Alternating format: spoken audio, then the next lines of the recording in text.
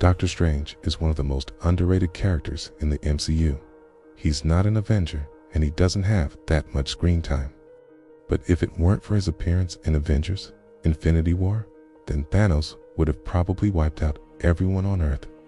Doctor Strange is so important to the MCU that even though he's not really liked by fans because he's kind of annoying, still will make people care about him. But who is Doctor Strange? We will answer this question and more in today's episode of Who's That Superhero? Before we start, don't forget to subscribe so you won't miss any new videos. Also, there are some spoilers for the comics and the MCU, so if you haven't watched or read anything from Doctor Strange, then beware. Doctor Strange made his first appearance in Strange Tales, number 110 in July of 1963. He was created by Stan Lee and Steve Ditko when he first appeared. He was an arrogant surgeon, but after being injured, he goes on a quest to find a way to restore the use of his hands. His journey leads him to the Ancient One, who trains him in the mystic arts so he can become the new Sorcerer Supreme. The title, Sorcerer Supreme, isn't a name per se, but rather a title given to the most powerful magic user on Earth. It's basically a job title that essentially means protector of Earth from magical and cosmic threats. After becoming the Sorcerer Supreme, Doctor Strange defends the Earth from many different threats, including Dormammu, Nightmare, and Yurthana. Doctor Strange also becomes a founding member of the Defenders and has been a member of the Illuminati since 2000. Dr. Stephen Vincent Strange was born in the USA, specifically Philadelphia, Pennsylvania. In the comics, Stephen's parents died when he was only 7 years old, leaving him to be raised by his uncle. This uncle was actually abusive and cut Stephen off from his inheritance, leaving him with very little money, which is why Stephen chose to study medicine instead of being able to afford to go to any medical school he wanted. He studied at the University of Columbia, where he met his future wife, Clea. After graduating, he became a well-known surgeon, which is until he gets into a car accident that almost ruins his career. In the MCU, however, his backstory is a bit different. In his case, Stephen was always rich, and he studied at Columbia University to become a neurosurgeon. During one of his operations, something goes wrong and he suffers paralysis on the side of his body. Stephen tries everything to cure himself, but nothing works, so his ex-girlfriend suggests that he should seek help from a mysterious man living in Nepal called the Ancient One. After finding him, Stephen becomes his student and learns how to defend the Earth from magical and cosmic threats. Unlike in the comics, Stephen doesn't marry Clea, but instead, he dates a woman named Christine Palmer, who is actually a love interest of his from college. In the comics, Stephen Strange got his powers from the Ancient One after defeating Nightmare. The story behind this is pretty messed up. After defeating Nightmare, Doctor Strange was allowed to take one wish from the Demon Lord, which he used to gain all the knowledge and power of the Fallen Master. This didn't age too well, considering that the Fallen Master wasn't exactly a good person and was racist towards people with darker skin tones. Because of this, a lot of people believe that Doctor Strange shouldn't have gotten his powers the way he did. In the MCU, however, his origin story is different. Instead of getting powers from the Ancient One after defeating a villain, Stephen is simply chosen by the Ancient One because he believes Stephen has the potential to become Sorcerer Supreme. Now, let's talk about his powers. Doctor Strange has many magical abilities, but unlike other superheroes, he needs the help of artifacts to fully reach his potential. Most of these artifacts are amulets, but there are also some spells that he can cast without them. Without his artifacts, he still is more powerful than your average street-level hero. He has super strength, which can match that of Luke Cage.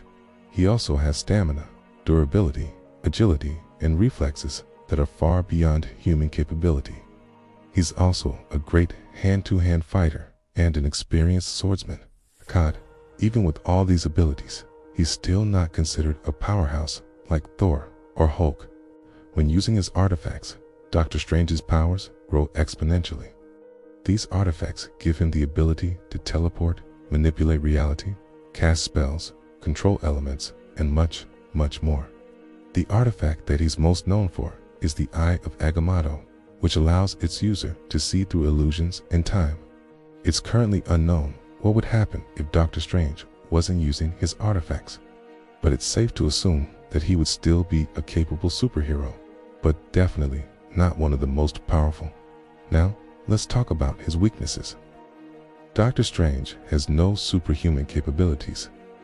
He's not immortal, nor does he have a healing factor or super strength. His powers come strictly from his artifacts and his knowledge of magic. This means that he could potentially lose all his power if someone took away his artifacts and erased his memories. Also, even though he's a very skilled magic user, he's not invincible. He's actually been killed several times in the comics. Now, let's talk about his personality.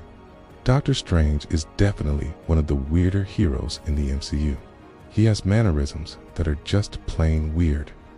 And in Avengers Endgame, he looked at Tony Stark as if he was some sort of god. He's also a bit of a crybaby, as seen in Doctor Strange in the Multiverse of Madness. Despite all this, he's a hero with a good heart who puts the safety of others above his own life. Even though he's weird and annoying, he's still a likable character that many fans have grown to appreciate. Now, let's move on to his costume. Doctor Strange's costume has been changed several times throughout the years, but it's safe to say that his most iconic look is definitely the one with the cape. It's a dark blue hooded cape that reaches down to his knees. Underneath the hood, he wears a dark blue high-collared coat with red lining. Around his neck, he wears a white amulet that gives him the ability to cast spells. The amulet is known as the Eye of Agamotto, and it's currently unknown what would happen if he lost it. On his belt, he wears a pouch that contains various magical ingredients. He also wears dark blue pants and boots. His costume was designed by Steve Ditko, and it was meant to be a symbol of mystery and magic.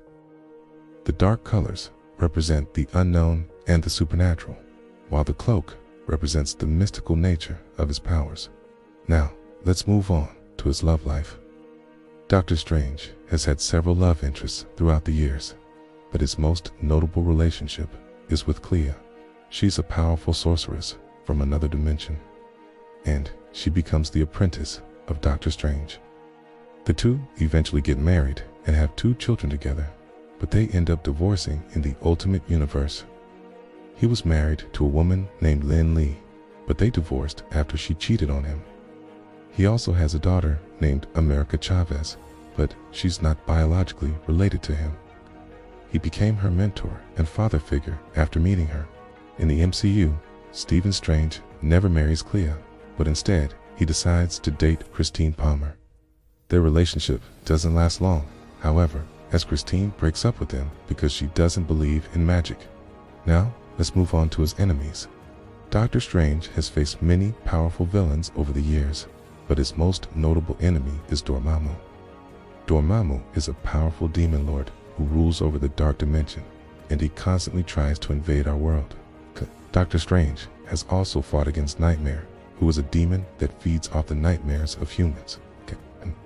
He's also fought against Yurthana, who is an ancient evil that takes the form of a giant slug. In the MCU, however, he hasn't faced many villains yet.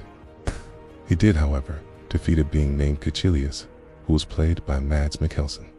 Kaecilius was once a follower of the Ancient One, but he turned against him after learning that he was going to die. Kaecilius believed that by joining Dormammu, he could become immortal, so he made a deal with the Demon Lord and became his servant. Doctor Strange defeated Kaecilius and sent him back to the Dark Dimension, where he was consumed by Dormammu. Now, let's move on to his allies. Doctor Strange has worked alongside many powerful beings over the years, but his most notable ally is Wong. Wong is the former librarian of the New York Sanctum, now the Sorcerer Supreme of Earth. He's a powerful magic user in his own right, and he's one of the few people who knows the truth about Doctor Strange's past. The allies of Doctor Strange include Spider-Man, who he once mentored, and the Hulk, who he helped defeat, Maestros. In the MCU, however, his closest ally is Wong, who serves as the Sorcerer Supreme in his absence.